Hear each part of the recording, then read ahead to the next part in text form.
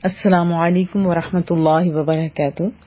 بسم اللہ الرحمن الرحیم، نحمدہ ونصلی ونسلم علی رسولہ الکریم، اما بعد فاعوذ باللہ من الشیطان الرجیم، بسم اللہ الرحمن الرحیم۔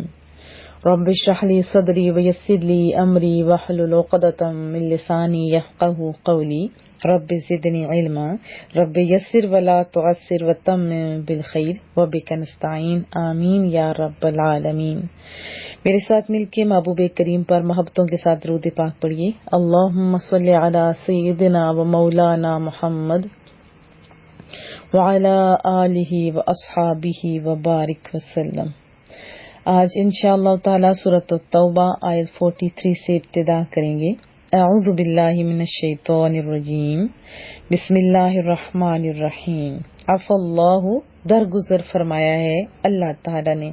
دیکھیے کلام میں اس طرح کی ابتدا کرنا مخاطب کی تعظیم اور توقیر میں مبالغہ کے لیے، یہ تعظیم کے موقع پر ایسے الفاظ استعمال کیے جاتے ہیں۔ بڑی محبتوں سے کیا انداز ہے رب کریم کا کہ محبوبہ اللہ آپ کو عافیت سے رکھے۔ عفا اللہ، درگزر فرمایا اللہ تعالیٰ نے عنکا، آپ سے۔ اللہ تعالیٰ نے آپ سے درگزر فرمایا ہے۔ لما، کیوں؟ اذنت، آپ نے اجازت دی۔ اذن کہتے ہیں نا اجازت کو۔ آپ نے کیوں اجازت دی؟ کیا محبت ہے؟ لہم، انہیں، حتی، یہاں تک کہ یتبین، ظاہر ہو جاتے، واضح ہو جاتے، یعنی ننگے ہو جاتے، کھل جاتے، لکا، آپ پر، الذین، وہ لوگ جنہوں نے صدقوا، سچ کہا، وتعلم، اور آپ یہ بھی جان لیتے، کیا؟ کاذبین، جھوٹوں کو، کہ جھوٹا کون ہے اور سچا کون ہے۔ آپ نے کیوں اجازت دی تھی انہیں؟ یہاں تک کہ آپ پر وہ لوگ جنہوں نے جو اذن مانگا تو ظاہر ہو جاتا، جنہوں نے سچ کہا اور آپ جان لیتے جھوٹوں کو۔ پھر آپ پڑھ لیں ایک دفعہ، کیوں آپ نے اجازت دی تھی انہیں؟ یہاں تک کہ آپ پر وہ لوگ ظاہر ہو جاتے جنہوں نے سچ کہا اور آپ جان لیتے جھوٹوں کو، یعنی کھرا کھوٹا علیحدہ ہو جاتا۔ لا، نہیں، یستأذنک، نہ اجازت مانگیں گے آپ سے، اذن نہیں مانگیں گے آپ سے، الذین، وہ لوگ جو یؤمنون، ایمان رکھتے ہیں، جو سچے مومن ہیں، یؤمنون، ایمان لاتے ہیں، باللہ، اللہ تعالیٰ پر، والیوم الآخر، اور روز آخرت پر۔ یہاں صحابہ کی شان بھی بیان ہو رہی ہے کہ اللہ فرما رہا ہے کہ آپ سے جو ایمان لاتے اللہ پر اور روز قیامت پر اجازت نہیں مانگیں گے۔ این یجاہدوا، کہ جہاد کریں، باموالہم، اپنے مالوں سے، وانفسہم، اور اپنی جانوں سے۔ کہنا نہیں پڑے گا، بس وہ حاضر ہو جائیں گے۔ کن کی بات ہو رہی ہے؟ صحابہ کرام کی، وہ جو سچے مومن ہیں۔ فرمایا کہ وہ لوگ جو ایمان رکھتے ہیں اللہ پر اور روز قیامت پر اجازت نہیں مانگیں گے کہ جہاد کریں اپنے مالوں اور اپنے جانوں سے، ان کے وہ جہاد پہ نہیں جائیں گے۔ یہ مراد ہے کہ وہ جہاد نہیں کریں گے، بلکہ وہ تو پیچھے رہیں گے ہی نہیں۔ وہ اجازت نہیں مانگے کہ ہم پیچھے رہ جائیں، کہ اپنے مالوں اور جانوں سے جہاد نہ کریں۔ بہت خوبصورت الفاظ ہیں۔ واللہ علیم بالمتقین، اور اللہ تعالیٰ خوب جانتا ہے پرہیزگاروں کو۔ ایک دفعہ پھر سمجھ سکتے ہیں کہ وہ تم سے اجازت نہیں مانگتے کہ پیچھے رہ جائیں، بلکہ کیا چاہتے ہیں کہ اپنے مال اور جان سے جہاد کریں، اور اللہ تعالیٰ خوب جانتا ہے پرہیزگاروں کو۔ انما، صرف، یستأذنک، آپ سے وہی اجازت مانگیں گے، الذین، جو لا یؤمنون، ایمان نہیں رکھتے، باللہ، رب کریم پر، والیوم الآخر، اور روز قیامت پر۔ پیچھے تو بات ہو رہی تھی نا، وہ لوگ جو پکے پکے لوگ ہیں، اب یہ کچے کچے لوگ جو ہیں، جو منافق ہیں، جو جھوٹے ہیں، جو جہاد پہ جانا نہیں چاہتے، وہ ان کے لیے فرمایا کہ صرف وہی آپ سے اجازت مانگتے ہیں جو اللہ پر اور روز قیامت پر ایمان نہیں رکھتے، ورتابت، اور شک میں مبتلا ہیں، اور شک میں پڑے ہوئے ہیں، ان کے دل اصل میں شک میں پڑے ہوئے ہیں۔ قلوبہم، ان کے دل شک میں مبتلا ہیں، فہم، تو وہ، فی ریبہم، ریب جیسے ہم نے سورۃ البقرہ کی ابتدا میں پڑھا تھا لا ریب، اس میں شک نہیں، تو فی ریبہم اپنے شک میں یترددون، تردد کرنا، ڈاواں ڈول ہونا، پکا نہ ہونا، یعنی شک و شبہ میں پڑنا. ان کے دل شک میں مبتلا ہیں تو وہ اپنے شک میں ڈاواں ڈول ہیں. ولو، اور اگر ارادو انہوں نے ارادہ کیا ہوتا خروجا، خارج ہونے کا، نکلنے کا، لأعدو تو انہوں نے تیار کیا ہوتا لہو اس کے لیے عدہ کچھ سامان، یعنی نظر بھی آتا. اگر انہوں نے جہاد پر نکلنے کا ارادہ کیا ہوتا تو انہوں نے اس کے لیے یعنی جہاد کے لیے کچھ سامان تیار کیا ہوتا. ولیکن لیکن کرہ اللہ نے ناپسند کیا. کراہت پسندیدہ چیز کے اپوزٹ ہوتے ہیں نا، کراہت جس کو پسند نہیں کیا جاتا. ولیکن کرہ اللہ لیکن اللہ نے ناپسند کیا انبعاثہم ان کے کھڑے ہونے کو، کہ ان کے ریڈی ہونے کو، ان کے اٹھنے کو اللہ نے ناپسند کیا. فثبتہم اس لیے پست کر دیا، یعنی پست ہمت کر دیا انہیں روک دیا. وقیلا اور کہہ دیا گیا اقعدوا تم بیٹھے رہو مع القاعدین بیٹھے رہنے والوں کے ساتھ. جیسے ہم لوگ کہتے ہیں نا قیام کھڑا ہونا اور قعدہ بیٹھنے کو کہتے ہیں. فرمایا جا رہا ہے کہ اگر انہوں نے جہاد پر نکلنے کا ارادہ کیا ہوتا تو اس کے لیے انہوں نے کچھ تیاری بھی کی ہوتی، کچھ سامان تیار کیا ہوتا، لیکن اللہ نے انہیں کھڑے ہونے کو ناپسند کیا، یعنی شامل ہونے کو ناپسند کیا، اس لیے پست ہمت کر دیا انہیں اور کہہ دیا تم بیٹھے رہو بیٹھے رہنے والوں کے ساتھ، یعنی پیچھے رہنے والے جو لوگ ہیں انہی کے ساتھ تم بھی رہ جاؤ، جہاد پہ اب تم نہیں جاؤ گے کیونکہ ہمت ہی ان کے پاس ہوگی نا. ویسے تو منع رب کریم نہیں کر رہا. لو خرجو اگر نکلتے فیکم تمہارے میں، یعنی تمہارے ساتھ اگر وہ نکل ہی آتے، ما زادوکم نہ زیادہ کرتے تم میں، الا مگر خبالا شرارت کو، خرابی کو، فساد کو، تباہی کو. یہ جو تباہی بربادی یعنی خرابی مچانے کی صورت میں وہ نکلتے. ما زادکم تو زیادہ کرتے تم میں کیا چیز؟ فساد. اگر نکلتے تمہارے لشکر میں تو نہ زیادہ کرتے تم میں سوائے فساد کے. کیا مطلب؟ بہت سادے الفاظ میں آپ کو بتا دوں کہ اگر وہ شامل ہو جاتے، یعنی شامل ہوتے، آپ کے ساتھ نکلتے تو تمہارے حق میں وہ کیا کرتے؟ فساد کرتے، شرارت کرتے، شرارت کرتے. پھر فرمایا وَلَأَوْضَعُوا اور البتہ دوڑتے پھرتے، دوڑ دھوپ کرتے، خلالکم تمہارے درمیان، خلالکم تمہارے درمیان، تمہارے وسط میں، تمہارے اندر. وجہ کیا تھی؟ یبغونکم وہ کوشش کرتے، کم تم میں، تمہارے اس لشکر میں، گروپ میں، کیا چیز کی؟ فتنہ پردازی کی، فساد پھیلانے کی، بگاڑ پیدا کرنے کی. اگر تو نکلتے تمہارے لشکر میں تو زیادہ نہ کرتے تم میں سوائے فساد کے، یعنی اگر وہ نکلتے تو صرف لشکر میں فساد پیدا کرتے اور دوڑ دھوپ کر کے تمہارے درمیان فتنہ پیدا کرتے، فساد ڈال دیتے. وفیکم اور تمہارے اندر، فی میں ہوتا ہے، کم تمہارے درمیان، سماعون جاسوس موجود ہیں جو دھیان سے سنتے ہیں پھر خبریں دوسروں کو پہنچاتے ہیں. اس میں مبالغہ ہے. سماعون کی جمع ہے سماعون، جاسوس موجود ہیں لہم ان کے مراد دشمنوں کے جو پیچھے رہ گئے ہیں، جو تمہارے حق میں ہے نہیں، جو تمہارے دشمن ہیں، جو سجن نہیں ہیں، یہ کہہ سکتے ہیں اپوزٹ گروپ کے. اور تم میں ان کے جاسوس اب بھی موجود ہیں. واللہ اور اللہ تعالیٰ علیم خوب جانتا ہے بالظالمین ظالموں کو. ظالم بڑے ہوشیار بنے ہوئے ہیں لیکن ظالموں کو کون جانتا ہے؟ رب کریم.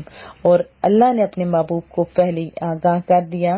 لقد البتہ ابتغوا الفتنہ انہوں نے چاہا تھا فتنہ بگاڑ. وہ کوشاں رہے کس میں؟ فتنہ انگیزی میں. من قبل پہلے بھی، یعنی وہ نئی بات نہیں ہے، یہ پہلے بھی طالب فساد رہے ہیں، یا یہ کہہ سکتے ہیں کہ محبوبہ وہ کوشاں رہے فتنہ انگیزی میں پہلے بھی. وقلبو اور الٹ پلٹ کرتے تھے لکا آپ کے لیے امور، امر کی جمع کام، تجویزیں، اور آپ کے لیے تجویزیں الٹ پلٹ کرتے تھے.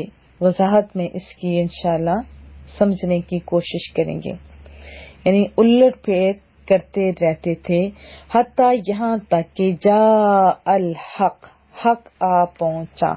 وظہر اور ظاہر ہو گیا، غالب ہو گیا امر اللہ اللہ تعالیٰ کو. ہم وہم کارہون اور وہ ناخوش تھے، وہ خوش نہیں تھے، وہ ناخوش تھے. وہ تجویزیں کرتے تھے الٹیاں پلٹیاں یہاں تک کہ حق آ گیا اور اللہ کا حکم غالب ہو گیا اور وہ ناخوش تھے. ومنہم اور ان میں سے من یقول باز کہتے ہیں اذن اجازت دیجیے، لی مجھے اجازت دیجیے، ولا تفتنی اور مجھے آزمائش میں نہ ڈالیے، مجھے فتنہ میں نہ ڈالیے، مجھے بگاڑ میں نہ ڈالیے. الا خبردار، فی الفتنہ فتنہ میں سقطو جیسے ہوتا ہے نا، سقطہ جیسے ہوتے ہیں، سقطہ گر جانا پڑ جانا. تو رب فرما رہا ہے کہ خبردار فتنے میں تو وہ گر چکے ہیں فتنے میں.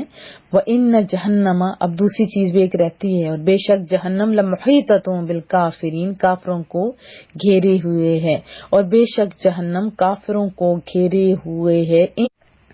ان تصبک اگر آپ کو پہنچے حسنہ کچھ بھلائی، یعنی فتح آپ کو حاصل ہو، کامیابی حاصل ہو، کوئی بھی اچھی چیز آپ کو اگر جب ملتی ہے تسؤہم تو ان کو بری لگتی ہے. یعنی آپ کو کوئی آسائش، کامیابی، سکون، کچھ بھی آپ کہہ سکتے ہو، ملتی ہے تو ان کو بری لگتی ہے. وَإِن تُصِبْكَ اور اگر آپ کو پہنچے مصیبہ، یعنی پیچھے تھا حسنہ کچھ بھلائی ملے تو یہ پریشان ہوتے ہیں. لیکن اگر کوئی مصیبت پہنچے یقولو تو کہیں گے قد اخذنا ہم نے درست کر لیا تھا. اخذا لینا، پکڑ لینا، جیسے ہوتا ہے نا سنبھال لینا.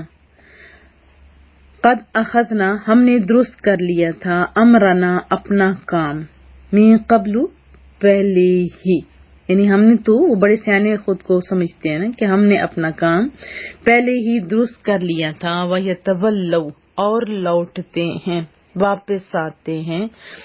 وہم وہ حال یہ ہے اس حال میں کہ وہ فرحون جیسے فرحت، خوشی، کامیابی بھی، جیسے بڑے نازاں فرداں ہو کہ ہم نے بڑا اچھا فیصلہ کیا تھا.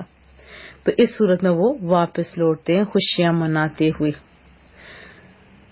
وَإِن تُصِبْكَ مصیبہ اور اگر آپ کو کوئی مصیبت پہنچے تو کہیں گے ہم نے اپنا کام درست کر لیا تھا پہلے ہی، اور خوشیاں مناتے ہوئے لوٹتے ہیں. قل محبوبہ آپ فرما دیجئے لن یصیبنا لن ہرگز نہیں، یصیبنا ہمیں کوئی تکلیف پہنچے گی.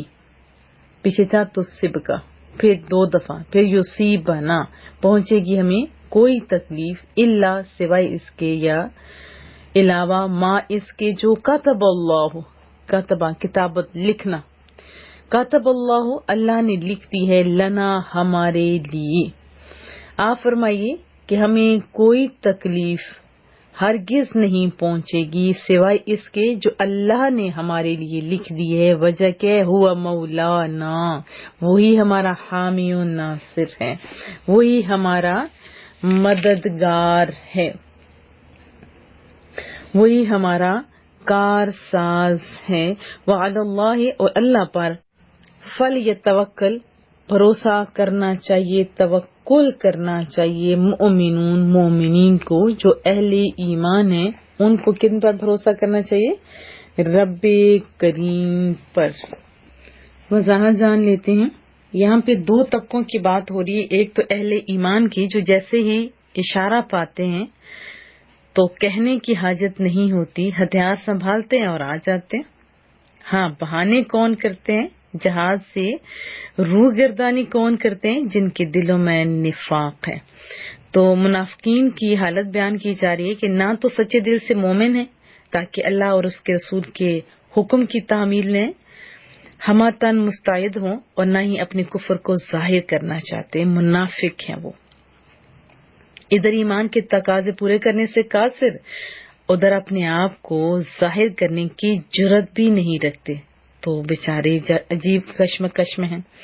بعض تو ایسے تھے جنہوں نے کہا تھا کہ ہم تو بالکل ریڈی تھے، بس ایسا ہوا اچانک کوئی بیماری آ گئی، اچانک کوئی کام پڑ گیا، تو اسی لیے رب کریم نے یہاں فرمایا کہ محبوبہ یہ ظالم سفید جھوٹ بول رہے ہیں، اگر ان کا قول سچا ہوتا نا تو کچھ نہ کچھ تو تیاری کی ہوتی، ان کے ارادوں کا پتہ چل جاتا۔ مجبوریاں انسان کے ساتھ ہوتی ہیں لیکن انہوں نے تو کوئی تیاری بھی نہیں کی، یہ تو صرف کیا ہے، بہانہ بازی ہے۔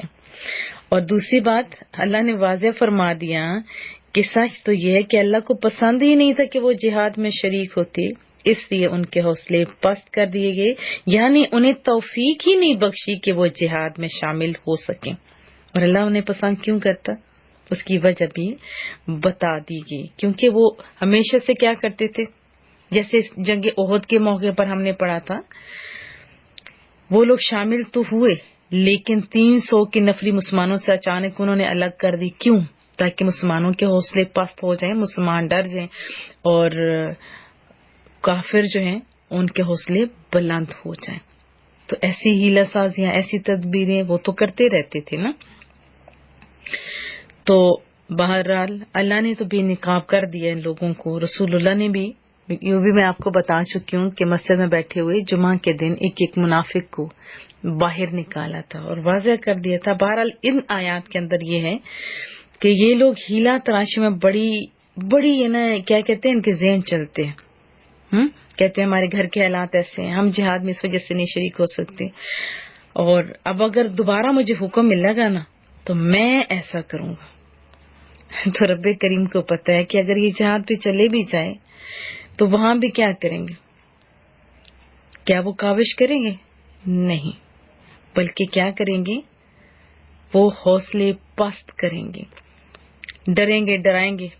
ایک واقعہ آپ کو بتاتی ہوں، جد بن قیس منافق تھا، اس نے آ کے عرض کیا کہ محبوبہ آپ کو تو پتہ ہے روم کی عورتیں مجھے بڑی اچھی لگتی ہیں، ان کے حسن و جمال بہت زیادہ ہے، مشہور بھی بہت زیادہ ہے، اور عورتوں کے بارے میں آپ تو جانتے ہیں کہ میرے اندر کمزوری واقع ہوئی ہے، تو ایسا نہ ہو کہ انہیں دیکھوں تو میری نیت فاسد ہو جائے، میں فتنے کا شکار ہو جاؤں، اس لیے بہتر ہے آپ مجھے چھوڑ جائیں۔ یہ تو تھا منافقوں کا حال۔ جبکہ صحابہ کرام، ان میں سے ایک کا تذکرہ بتاتی ہوں کہ جو لنگڑے بھی تھے، حضرت عمر بن جموح رضی اللہ تعالی عنہ، انہوں نے جیسے ہی سنا نا تو فوراً تیار ہو کے آگے، لنگڑے تھے لیکن گھر سے نکلتے وقت کیا دعا کرے تھے کہ یا اللہ مجھے میدان جنگ سے اپنے اہل و عیال میں آنا نصیب نہ کرنا۔ ان کے 4 بیٹے تھے، وہ بھی جنگ میں، رسول اللہ نے انہیں روکنے کی کوشش کی لیکن وہ رو پڑے، عرض کرنے لگے یا رسول اللہ مجھے جنگ میں جانے کی اجازت دے دیجیے، میری تمنا ہے کہ میں بھی لنگڑاتا ہوا باغ بہشت میں خرامہ چلا جاؤں۔ کیا ان کا انداز تھا، اور ان کی بے قراری دیکھی، ان کی محبت دیکھی، رسول اللہ کا قلب مبارک متاثر ہو گیا اور آپ نے پھر اجازت دے دی۔ یہ خوشی سے اچھل پڑے، اپنے ساتھ جو ان کے بچے بھی تھے وہ ساتھ لیے اور دشمنوں کافروں کے ہجوم میں گھس کے حضرت اللہ کا فرماتے ہیں کہ میں نے حضرت عمر بن جموح کو دیکھا کہ وہ میدان جنگ میں کہتے ہوئے جا رہے تھے کہ اللہ کی قسم میں جنت کا مشتاق ہوں۔ بچے ان کو سہارا بھی دے رہے تھے، خود بھی لڑائی کر رہے تھے، اور سارے کے سارے شہید ہو گئے۔ پھر جب ان کی زوجہ محترمہ میدان جنگ میں آتی ہیں، ایک اونٹ پر ان کی، پھر اپنے بھائی اور اپنے بیٹوں کی لاشیں رکھی ہوئی تھیں، ہزاروں کوششیں کی کہ وہ اونٹ چلے مدینہ کی طرف، وہاں جا کے دفنایا جائے، لیکن وہ بھاگتا تھا تو میدان جنگ کی طرف۔ جب رسول اللہ تک یہ بات پہنچی تو آپ نے پوچھا مجھے بتاؤ کہ کیا عمرو بن جموح رضی اللہ تعالی عنہ نے گھر سے نکلتے وقت کچھ کہا تھا؟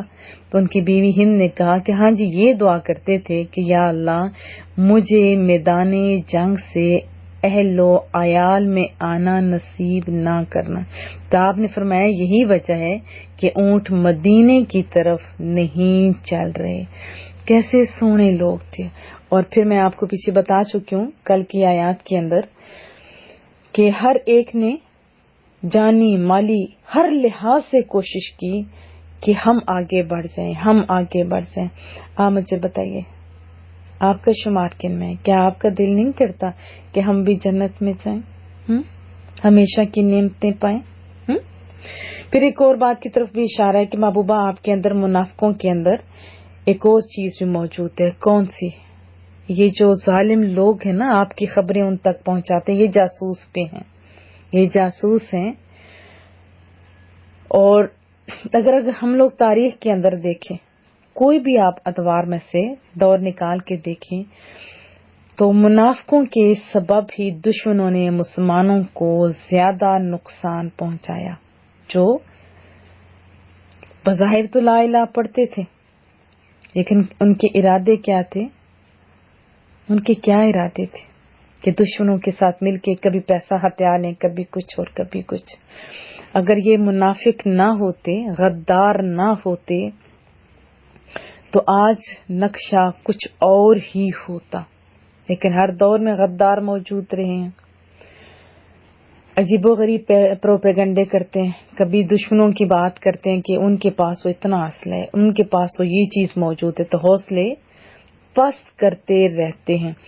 تو اگر دیکھا جائے تو آج کے جو رائٹر ہیں ان کے اندر بھی تو کہیں ایسا موجود نہیں ہے کہ وہ دشمنوں کے تو بڑے گن گا رہے ہیں، ان کے پاس یہ ہے تو ان کے پاس یہ ہے، لیکن اپنے مسلمانوں کے حوصلے پست کریں۔ اگر ایسی بات ہے تو یہ کن کا طریقہ ہے؟ منافقوں کا۔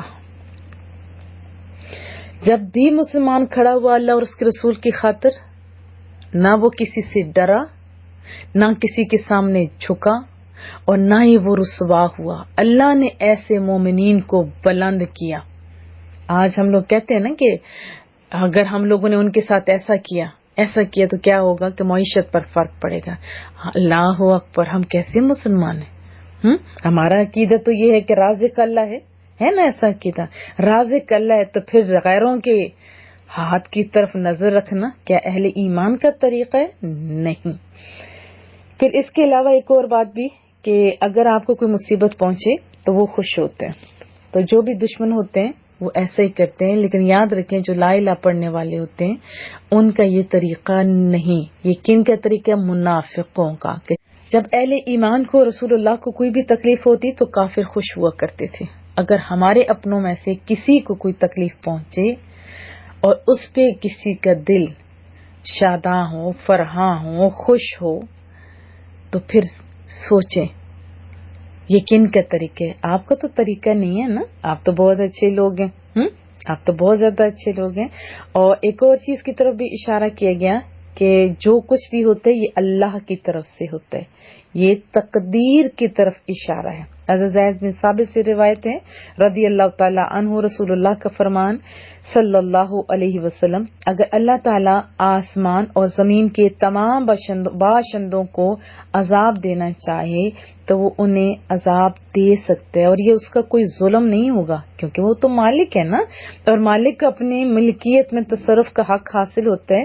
ہاں، اگر وہ ان پر رحم کرے تو اس کی رحمت ان کے اعمال سے بہتر ہوگی۔ اگر تم احد پہاڑ کے برابر سونا یا مال اللہ کی راہ میں خرچ کرو تو وہ اس وقت تک ہرگز قبول نہیں کرے گا جب تک تقدیر پر ایمان نہ لے آؤ۔ دیکھو، جو بات تم پر آنے والی ہے وہ جا نہیں سکتی، اور جو نہیں آنے والی وہ آ نہیں سکتی۔ اگر اس کے خلاف عقیدہ رکھتے ہوئے تمہیں موت آ گئی تو سمجھ لو کہ جہنم میں جاؤ گے۔ بحوالہ ابن ماجہ۔ اپنا محاسبہ کیجیے، اپنا محاسبہ کیجیے۔ ابھی جو ہمارے پاس آتے ہیں نا میسج، ڈر لگتا ہے کہ مولا کریمہ ہمارے عقیدے کدھر کے کدھر جا رہے ہیں۔ پھر حضرت ابو درداء رضی اللہ تعالیٰ عنہ سے روایت ہے، رسول اللہ کا فرمان صلی اللہ علیہ وسلم، ہر چیز کی ایک حقیقت ہے اور بندہ اپنے ایمان کی حقیقت تک اس وقت پہنچے گا جب وہ اس بات پر یقین کر لے کہ جو مصیبت اس سے پہنچی وہ اس سے ٹلنے والی نہیں تھی، اور جو مصیبت اس سے ٹل گئی وہ اس سے پہنچنے والی نہیں تھی۔ مسند امام احمد۔ حضرت مسلم بن یسار فرماتے ہیں، تقدیر اور اس کے بارے میں کلام کرنا یہ دو ایسی وسیع وادیاں ہیں کہ لوگ ان میں ہلاک تو ہو سکتے ہیں لیکن ان کی انتہا تک نہیں پہنچ سکتے۔ فرمایا تم اس شخص کی طرح عمل کرو جسے یہ پتہ ہو کہ اس کا عمل ہی اسے نجات دے گا، کیا عمل ہی اسے نجات دے گا، اور اس شخص کی طرح توکل کرو جسے یہ علم ہو کہ اسے وہی پہنچے گا جو اللہ عز و جل نے اس کے لیے لکھ دی ہے۔ کیا لکھ دیا ہے؟ جو اللہ نے لکھ دیا ہے۔ جتنے بھی کوئی جادو ٹوٹکے کر لے نا، کوئی روک نہیں سکتا اگر اللہ چاہے تو، ٹھیک ہے۔ دینے والی ذات کون ہے؟ رب کریم کی۔